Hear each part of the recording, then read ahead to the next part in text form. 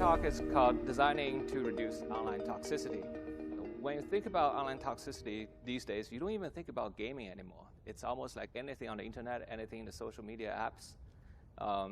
It's like these unwanted attention or harmful attention to you, they are coming at you either in the form of words, voices, and all kinds of things that the internet isn't a safe place anymore. And when it comes to gaming, there is certain stigma about what online gaming toxicity is. I was just searching on the internet recently on what is a toxic gaming community, and someone actually ranked them and gave all kinds of context about what it represents today's toxicity in the games. But I really want to talk about the love we have towards games. I'm sure everyone here in the conference chooses to pursue game as a career because we love games. And when we grow up, the game really made our lives better. I find my childhood friends through games. I find my career through games, and I was able to connect with players, by making games. So I have so much to thank for the game. But when I tell people outside the game industry that we make games, their first reaction to gaming industry is not very positive. And in fact, if you really think about what online game is, there's a stigma. I think a lot of this has to do with the fact most of the video games, in the first 30 years of the history of games, they're focusing on simulating physics. And the maximum feedback you can get from a physics simulation is destruction. And a lot of the successful franchise really sell people on this power fantasy. If I'm a student in school, I'm not free. I cannot drive. I cannot go out to places. And games fulfill that fantasy quite well.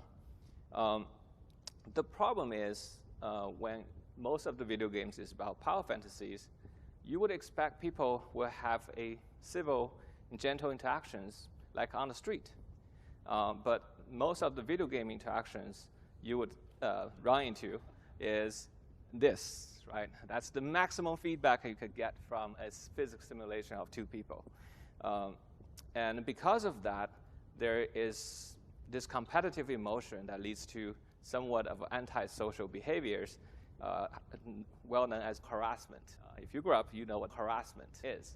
But that's not how we are only capable of as gamers, because Star Wars has taught us that we are capable of both good and evil as humanity. There's many sides of what we are.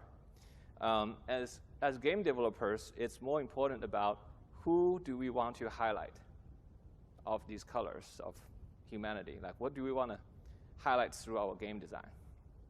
And for me, I still feel game is the ultimate art form. It's supposed to be a medium that to be respected, just like cinema, music, literature.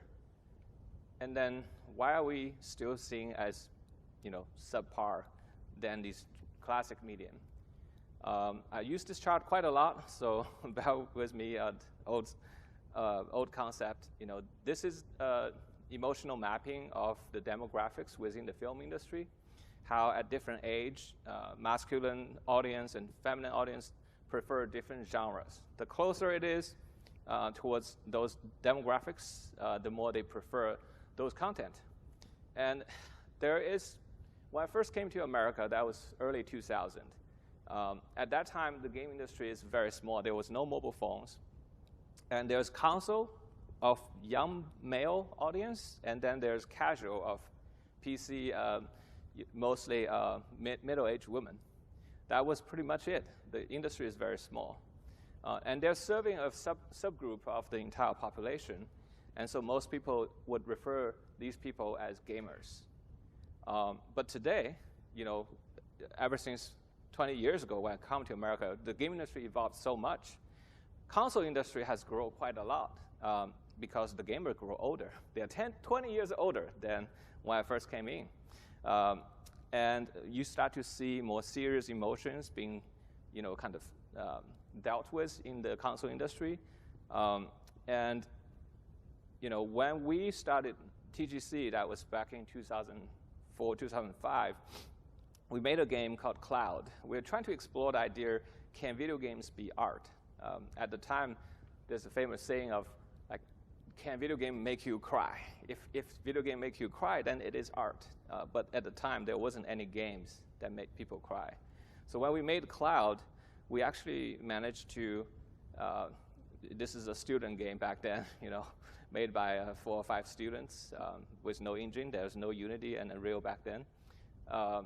And it's a little game about a kid flying in the sky and playing with the clouds. But what happened is we have received so many letters from our player that they say they cried for the game, which at the time I was very surprised. And they encouraged us to start this company to make more games that could touch people and show the society that games are not just competitions and killing, and it could be something emotional, and it could potentially make your life better. And that was really what kind of pushed us to start a company. And we started our first 3 games with PlayStation. And we were very, very small when we started. We only had 4 people. And we were trying to tackle some of the most challenging subjects in the gaming medium. We were trying to see if we can make a video game haiku that feels tranquility when everybody was pushing for geometry wars, Xbox Live Arcade. It's all about like the excitement. And then we try to explore, can video games be a poetry that allows you to discover a feeling of healing rather than destroying. And then when we make our very first online game, which is Journey, we're trying to see if they can connect people emotionally rather than having people competing with each other. And so each of the game we make, we're expanding in terms of its emotional complexity. Flower added more adventure and suspense into the game compared to Flow. Journey added more drama. There's a kind of rise and fall of a transformation of your player character. And the emotional range, as the emotional range expand, each of the game managed to reach to a different group of players. And with Journey particularly, there's this cross-section here. These are older male players, above 35 years old. And they happen to be journalists and award judges. So Journey did pretty well with the awards. But we see a lot of comments on the internet saying, this is the most boring game. We don't get what's the fuss about this thing. This is just a walking simulator. Because they are from younger male players, and they don't necessarily understand the appeal of drama. But it's all right.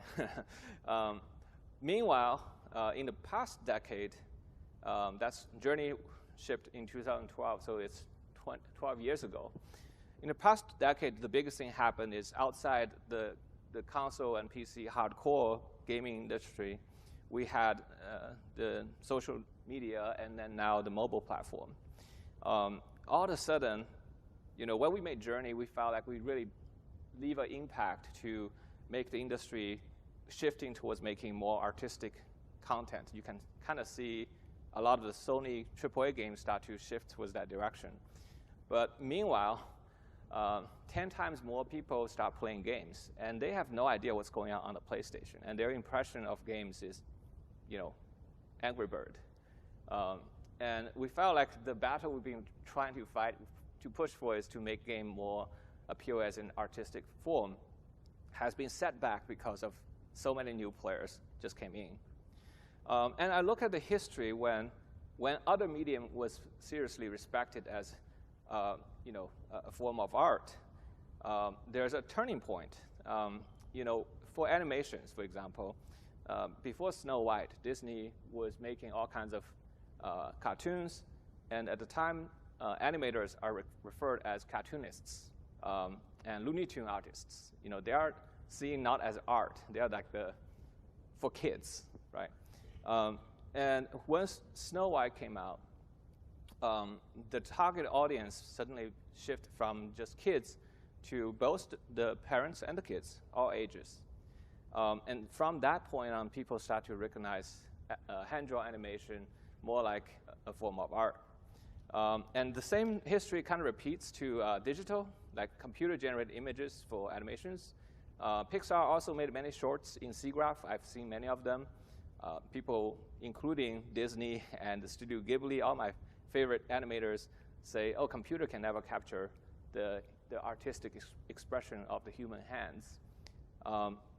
But after Toy Story, that impression changes, because when everybody can be emotionally touched, a part of their humanity was moved by the medium, then they see it as art form.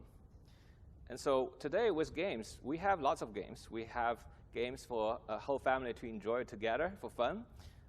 And we have all kinds of devices that has games on it. There's games for children. There's games for parents, mom and dad.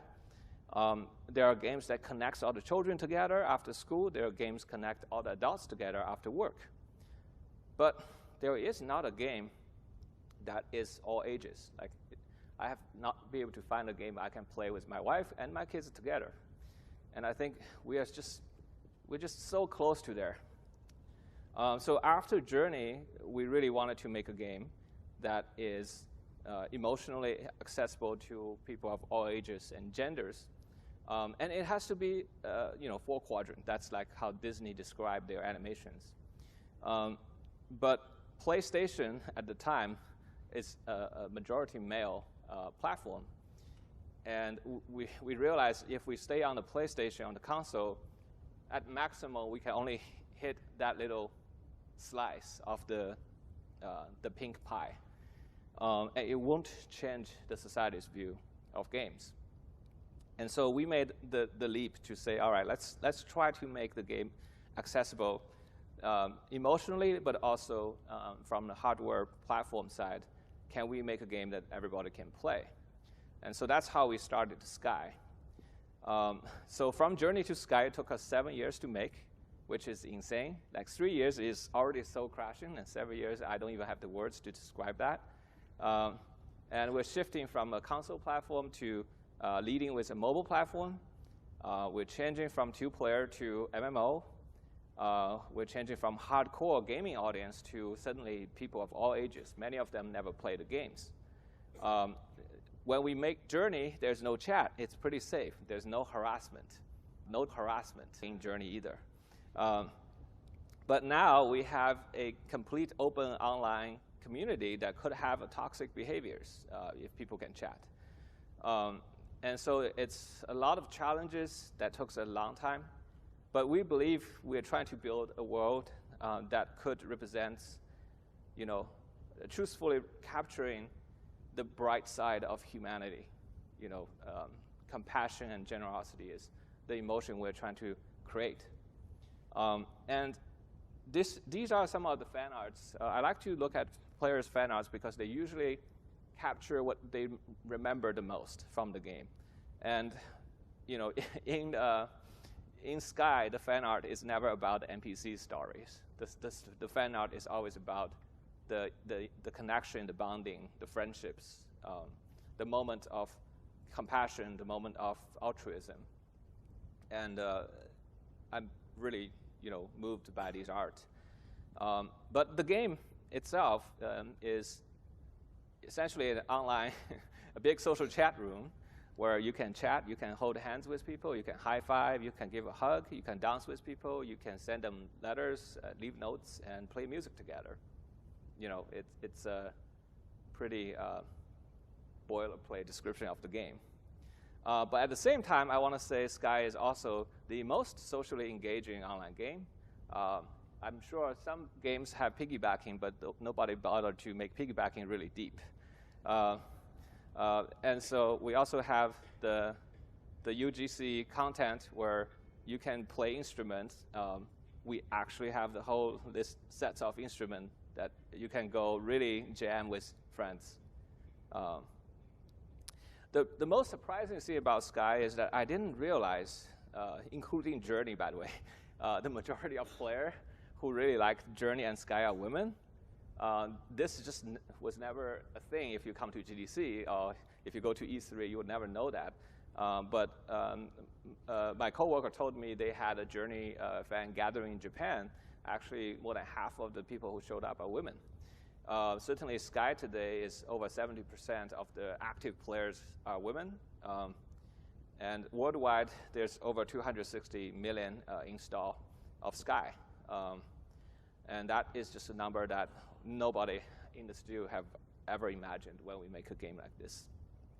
The other surprise is we try to make the game emotionally accessible to people of all ages, and we actually have people of all ages playing. And here's a photo of a family with 3 generations playing Sky together. And out of all the messages I find, this one touches me the most because this is a father who doesn't play video game, but he was playing the game because of his daughter, and he was moved by the game and cried. And he wants to thank us for making the experience. And I find out this guy works at Pixar, and he's like a Pixar tech lead. That's extra bonus for me. It's just like, you know, these people are hard to move. So,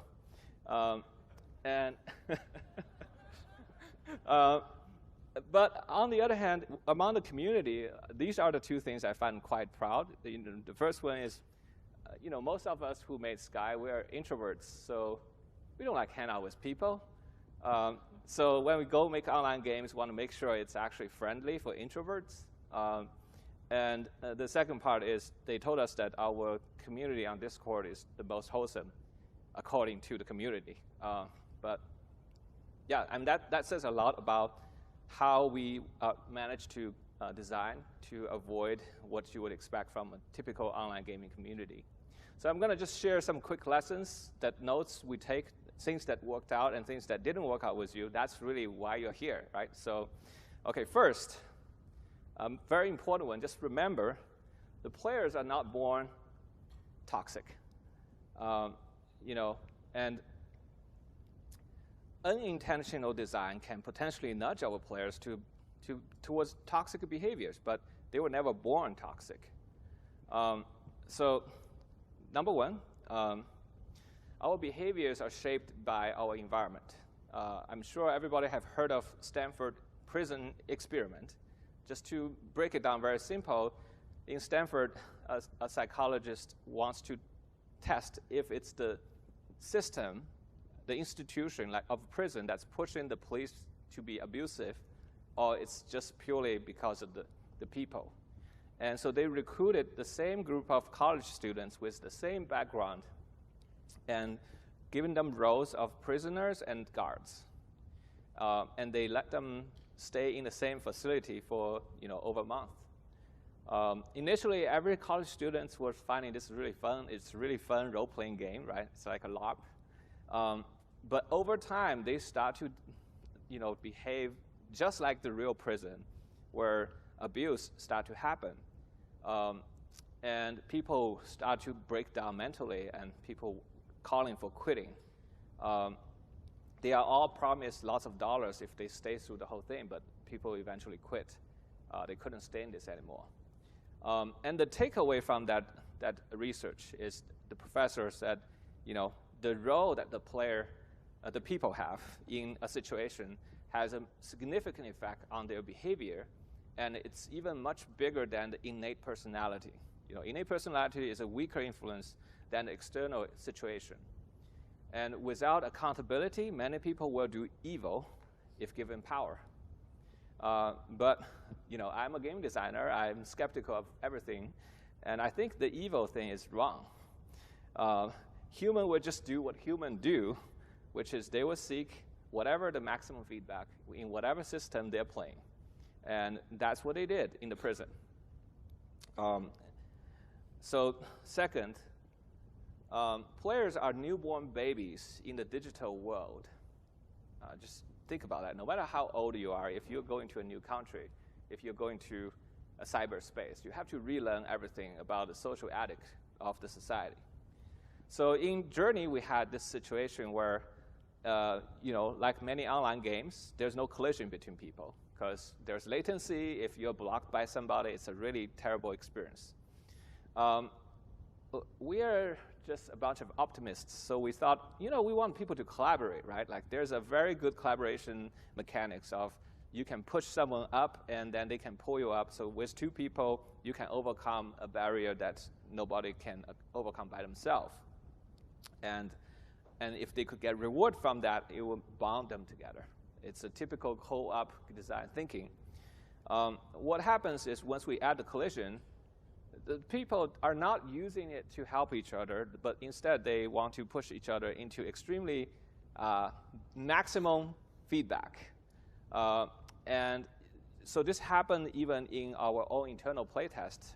My CTO was killing me and was dancing around me rather than saving me right away, because I'm going to be more agitated that way, right? So he can hear me yelling at him over the office, but that's fun for him. And so we were like, okay, guys, this is a game about helping people. It's about letting people have emotional connections. Let's not just kill each other like in other games. So we tried all kinds of ways. Like we implement a world, trying to kind of condition our players' moral behavior through storytelling. Like the world has a story about people helping each other,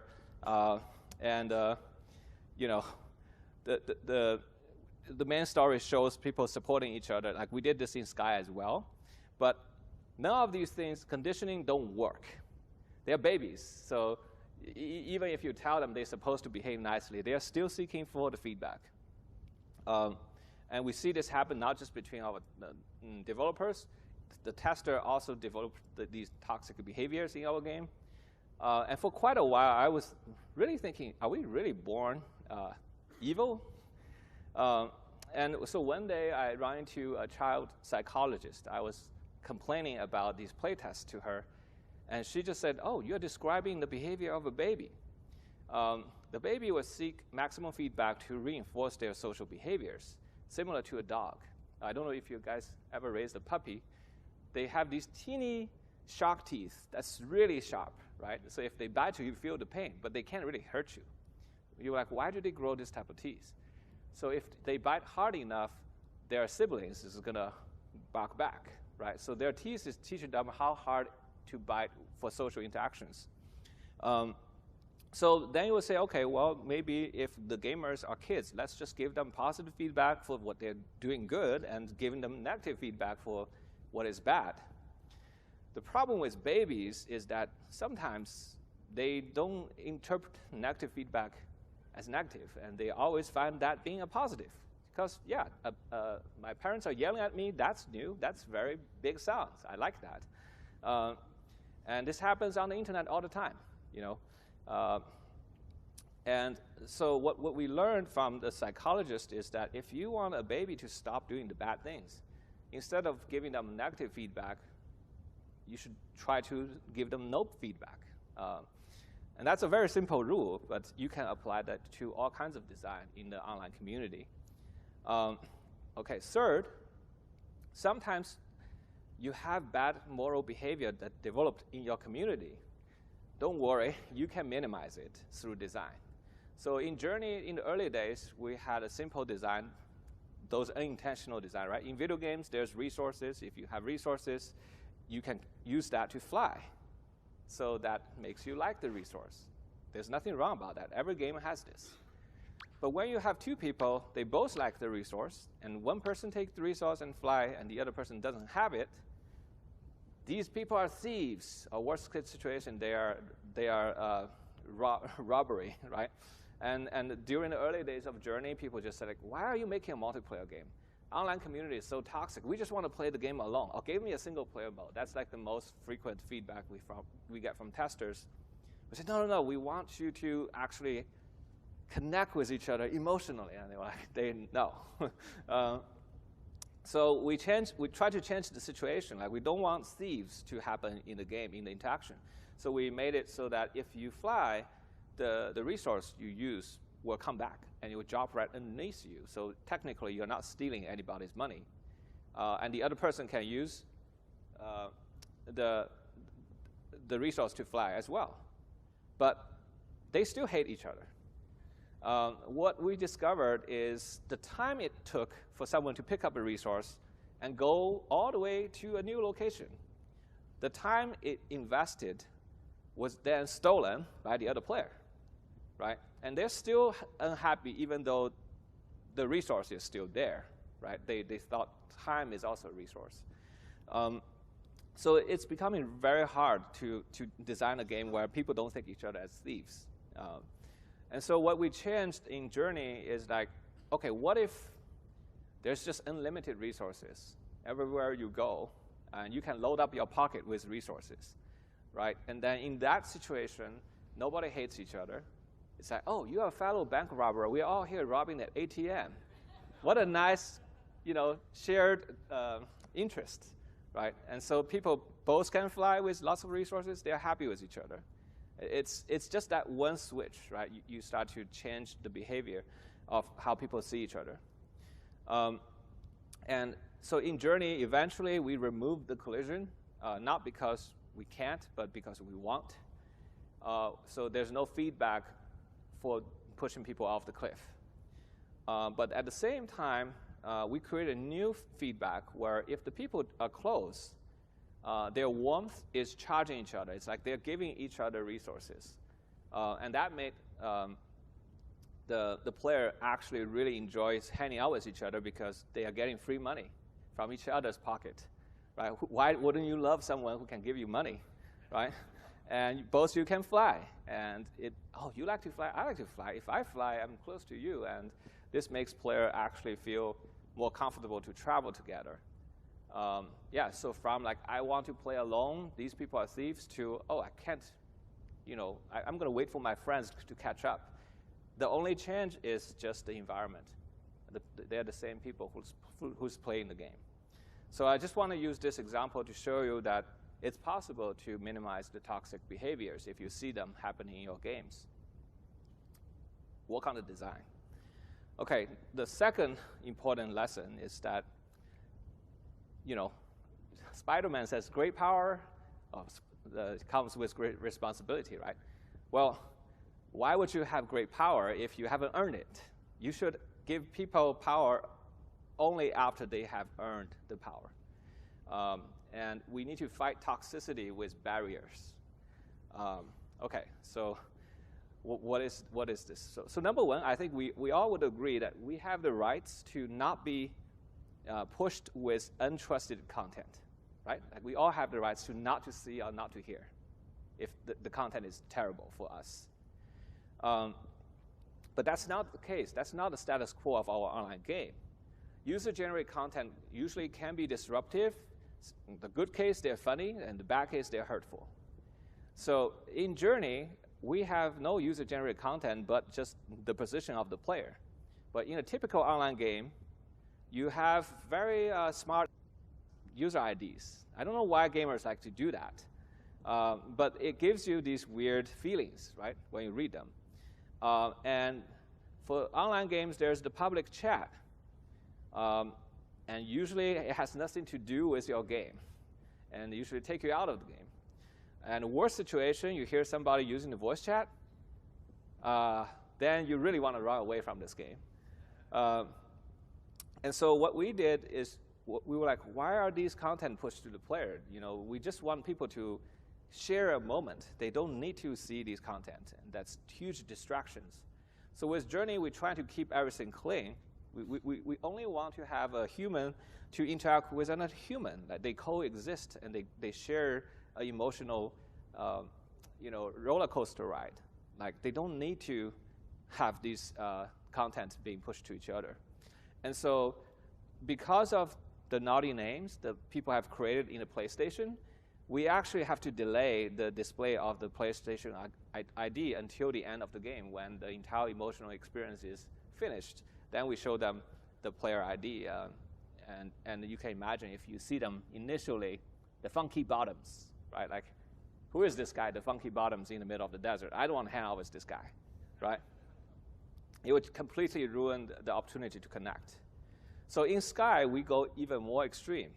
We basically are really concerned. It's a game played worldwide, of all ages.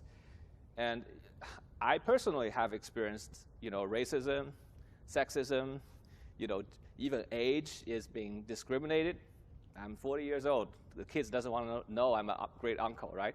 So we have to hide all those identities first. We want people to be judged by each other as just a human being. So in Sky, if you have not have a meaningful connection with people, you just appear as a shadow. And the second thing is, names become a necessity in this game because there's so many players. You won't be able to tell them apart if you don't give them a name. In all the other games, you name yourself, right? And that's usually where the bad apple comes. So we decide to switch it, redesign the game where you give names to the other player. And in that way, no one can really force you to read anything you don't want to see, right? And that worked quite well for us. At least we have never heard any report on harassment because someone has a strange name in Sky.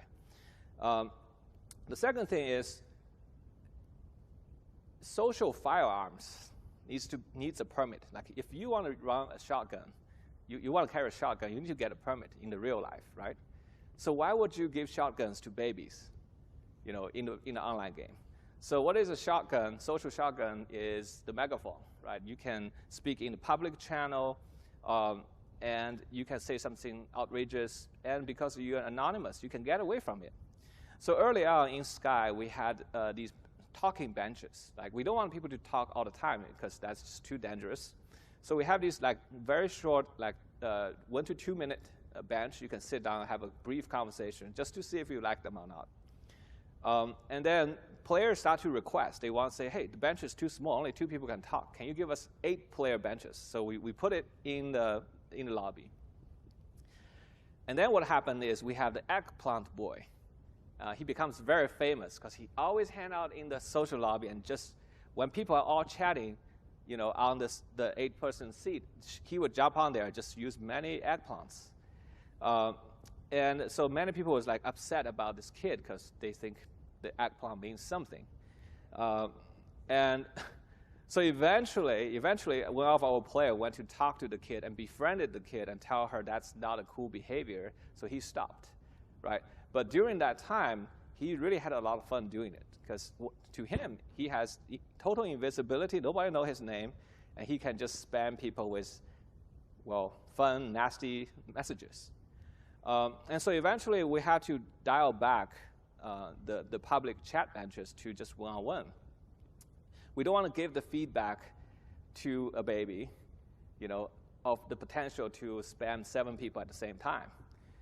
If you are only sitting down next to someone who's sitting on the bench, you're very less likely to get a positive feedback because that person could be AFK. That person could be a worse person who can talk back to you. So it becomes much less toxic. We are no longer getting reports of eggplant boys. And we have the inspiration from Dark Souls where people leave helpful messages. So we want to reinforce that behavior. We want our players to leave messages to help each other, just like Dark Souls. The initial results are terrible. It's just like any online forum. You will find many smart text that is either funny or very disruptive. So essentially, if you unfilter the content could be very nasty, right? And creatively nasty on purpose because all the kids are looking for maximum feedback. So how do we control these behaviors is we have to ask our player that, if they want to have this power to push content to a lot of people, they have to earn their permit, right? Just like if you want to own a gun, you have to earn a permit. So how do we do that? So I was talking to a different child psychologist, and I asked her, so how do you correct these problematic kids' behavior in school? Because they would do all kinds of programs with kids. And I was asking her, what's the most effective? And she said, the most effective program is you rally up the struggling kids who have really terrible social behaviors. They're bullies, or they just don't get along with anybody. You rally them up, you sit them together like a 12-step program. You kind of ask them to talk about what they enjoy. And very quickly, they will find connections. You like that? I like that too. right? And then they will bond with each other. And once they build trust, once they find a community and they have friendships, they stop behaving terrible because they suddenly have somebody they care about, and they don't want to appear terrible in front of the people they care about. So really just, to help people is about integrating them back into the community rather than leaving them to be the loner.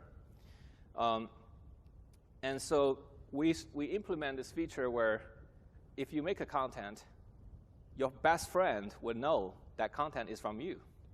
The moment we implement that content, we see a huge wave on Discord that people are going online to delete their messages because suddenly their friends could tell these smart messages from their best friend. So they clean it up in a day.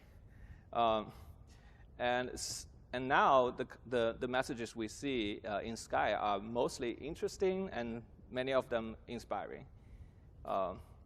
And so the rule we applied for the messages is initially when your friend made a content, there's 3 phases. The first phase is you made the content, and only your close friends can see it. And you would need 3 endorsements from your close friend for this content to be qualified to be pushed to the public. And once it's in the public, if there's 3 people who find this content offensive or harassing, and they can downvote, and then the content will disappear. And that is basically a community regulation, or I would say it's like a social engineered friends regulation. And that ended up working really, really well. And 3, I want to talk about how can we protect the player with high barriers. In this case, we are talking about mutual consents. So chat moderation, like I'm quoting my coworker Tim here, he said, chat moderation is important, but ultimately it's the ambulance at the bottom of the cliff. You want to prevent the people from jumping, not just collecting a wounded person. So in Sky, we try to implement the consent at every step of the social interactions, from the early stage of people just chatting with each other without knowing each other, right? So in this case, you have a video here. People were talking, and you don't even know what they look like. You're not judging them based on the appearance. You can just have a people-to-people conversation. And even to reveal the appearance, you have to agree to cross the candles to review them. So this really protects you from having, this weird typecasting or bias towards each other. And you really have to earn the friendship, like in real life. Like sometimes, like you like somebody, but they don't like you, right? So here's the kind of real vivid situation when a player finally get the friendship. They are so thankful. They feel like they've earned it. And so they actually care about the relationship. And then that's just the beginning of forming the friendship. But then every step going forward, building the trust and unlock more intimate abilities like hugging, holding hands, and free chat, they all require mutual consent. So if you're being an annoying person or harassing person, then the other person doesn't have to take it. So early on, if you have not unlocked chat, all the messages are masked. You really have to work your way up to build the trust, and eventually to really unlock chatting. That's very kind of counterintuitive for an online game, because everybody was thinking, oh yeah, this is online, so you should have chat right away. You should be able to invite your friends and start to have very close chat. But we are designing it for introverts. Introverts don't have many friends, so it's more likely they are going to make new friends. And so we have to kind of build it a very safe environment so you can slowly dial up, whether you want to hear someone else talking or not. And in Sky, we create these different tiers of interactions that is, become more intimate over time.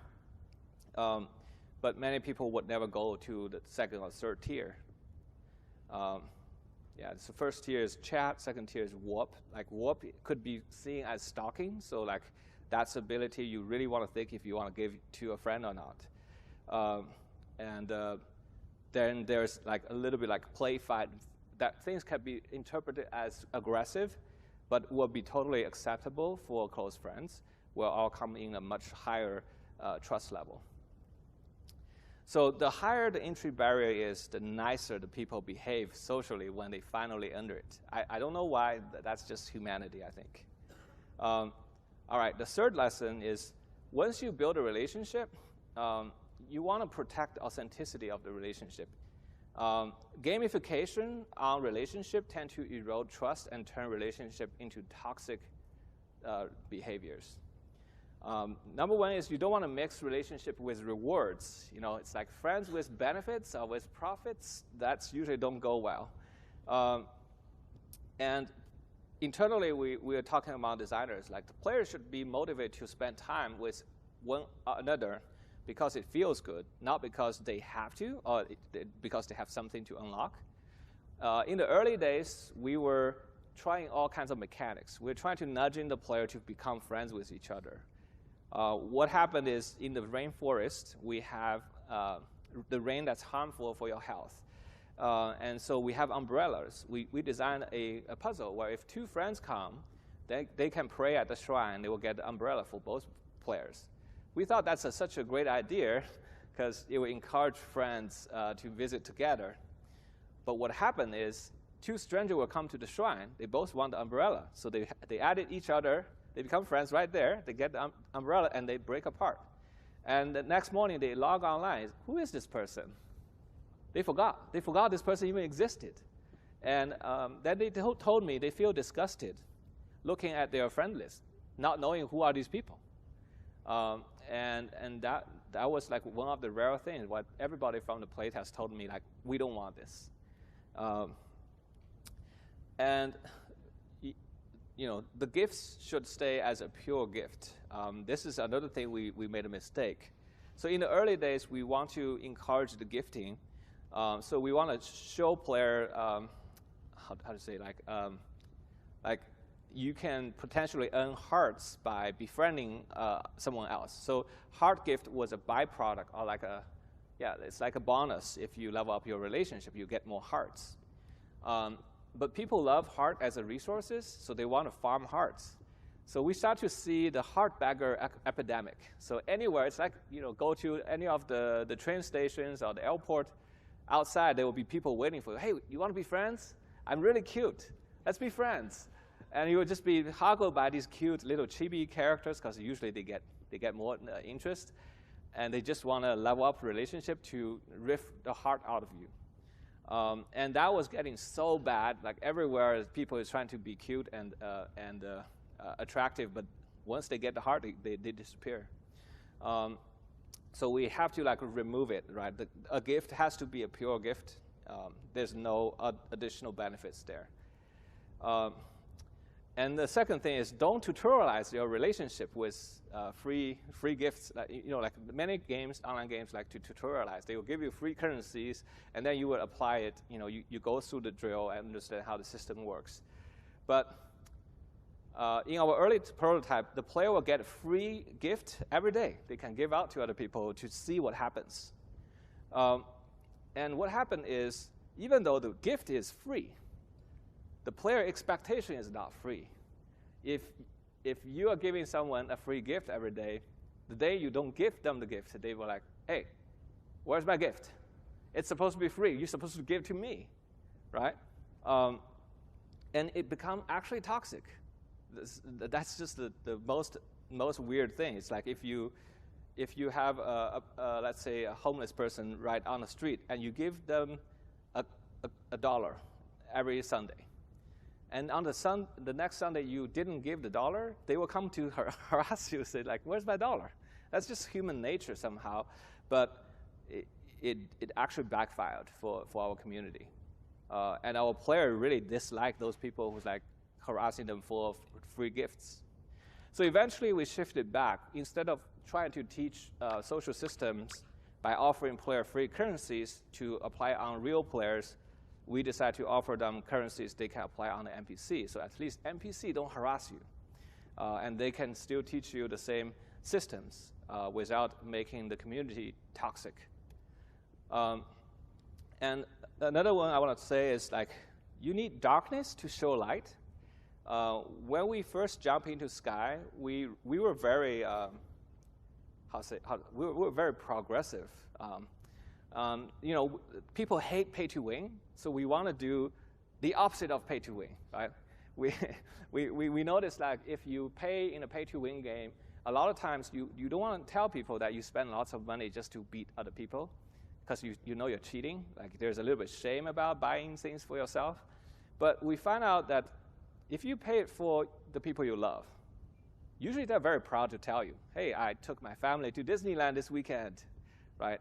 Or you know, I have this big diamond ring for my fiance or whatever, right? It's like people are usually not shameful if it's about giving to someone they care about.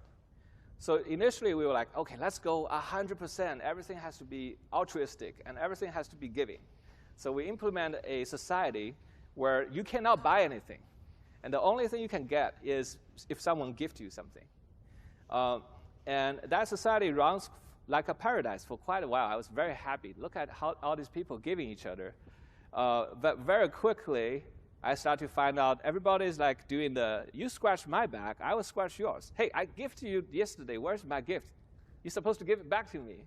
And lots of people are actually very toxic about their expectation was not met by the other person.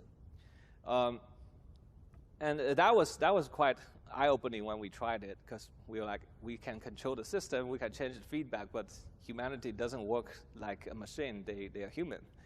And so we realized that if you don't have a system where you actually can buy something for your self-interest, then when someone gives you a gift, you are second-guessing.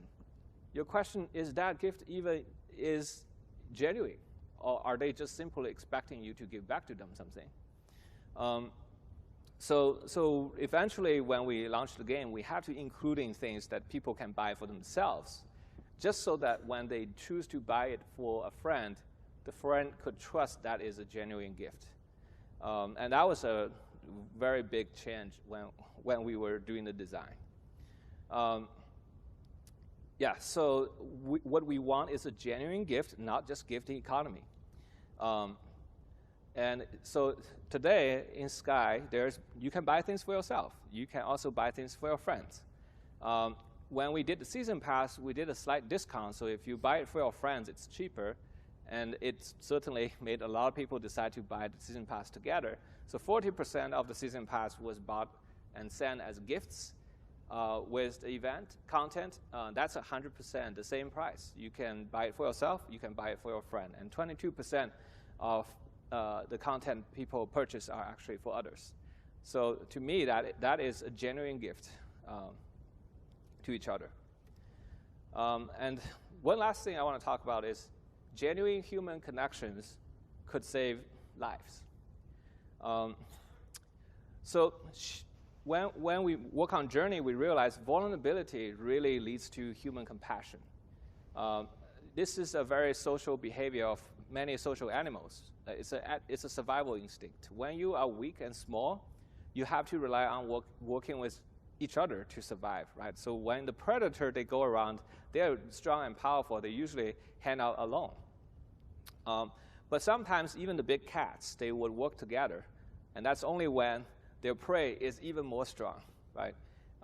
And it's the feeling of risk and the feeling of smallness makes us bond with each other. And the very emotion of awe and vulnerability is what made us human, because we are such a weak animal if we are alone. And that makes us really want to belong, right? These days, one of the biggest depression we feel in the society is the loneliness, that we don't feel we belong to something that's meaningful. And a lot of the friendships and connections are not genuine. It's the surface level things. And just the yearning to belong to something bigger is the most human feeling of them all. And when you don't have this feeling of vulnerability and humble smallness, when you feel really big, we go back to the gamer behavior, right? You're the Space Marine, you're the Superman, you're the hero that can change the world. And they stop thinking about connecting with others. And so if we want to make an online community less toxic, we have to rethink about gaming experience. We have to reduce the empowerment online. Instead of making games where you just go around killing things, make things much stronger you just can't kill. Instead of going around looting for treasures and resources or finding monsters, you go around running to other people. And people are more important than gold coins. In a battlefield, it's very hard to focus on people because the sound, the distraction. So, in order for games where people can connect, you have to reduce the noise. You have to reduce the number of people. You have to put them in an environment they feel small and, a little bit vulnerable. And suddenly, if you see another person, you're like, oh my God, there's another person, right? Instead of walking on Times Square and just people all pass by you and you're just trying to ignore all of them. So for Journey, we really tested this idea of creating the world that evoke a sense of awe and vulnerability. And the result shows. It creates empathy and compassion between the players. These are the fan arts, again, of the memorable moments, what they had in the game, is when they supported each other, is when they leave a message for each other. And once you're creating this compassionate moment, a genuine human connection will form. And that leads to inclusive and supportive community. So what is a genuine human connection? It's a vulnerable interactions between two people that they feel heard, seen, and known, and valued after the communication. And afterwards, they feel better about themselves and feel better about the world. I'm just going to summarize this genuine human connection. It's one of the few things I really believe is generally good for human. When we created Sky, one of the emotions I really want to evoke is that we are not alone. And I think most of the artists who make art, they want to connect with people through their art.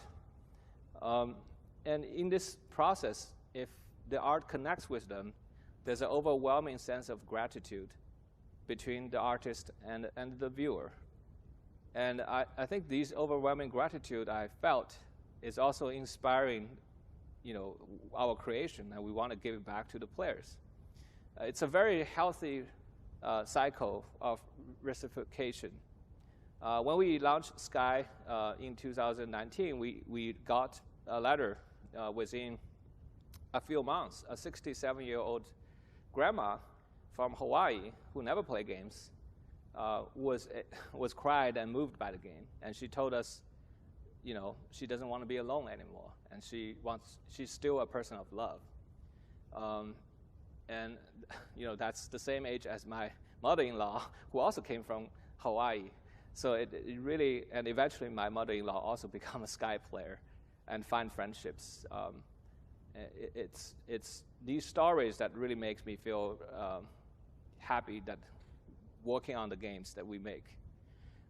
There's this manga, a Japanese, very talented manga artist. She make usually funny mangas, but one day she made this manga for us. She said she actually tried to hurt herself in the real life multiple times.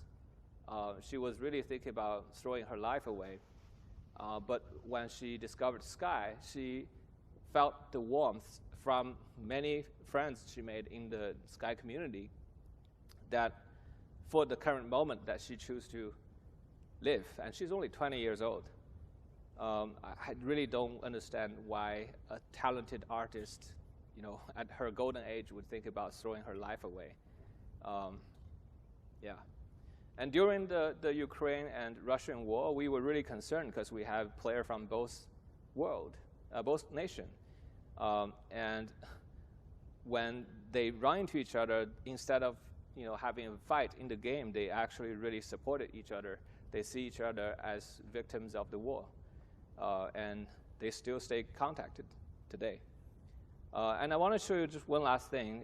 This is from the concert of Aurora, when there's 4,000 people can view this, the concert together. But when we give this tool to our player, when they have the control to tell each other what to do, together they were able to perform something that's just really beautiful and moving. They decide to come together without any of the problem. We didn't tell people to do this, but they decide to do it together with each other.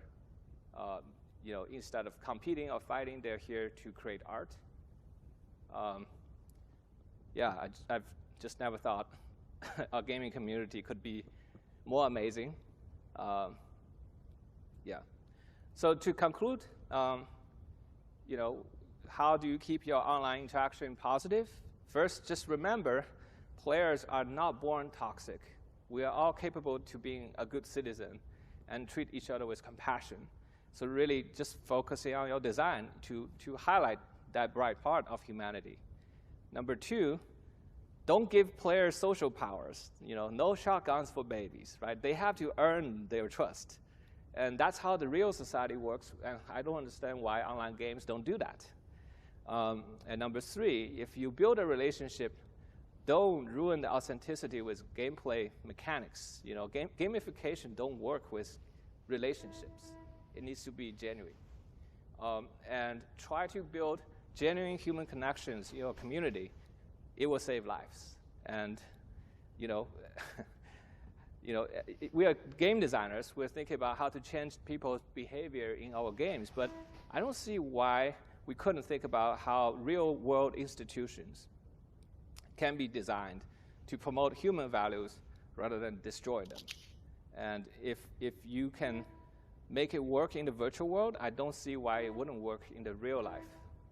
So TGC, is a company that started 18 years ago, trying to make games to tell heartwarming stories for all ages. But today we have to change it because it's an online game now, right? We have to inspire humans to connect worldwide.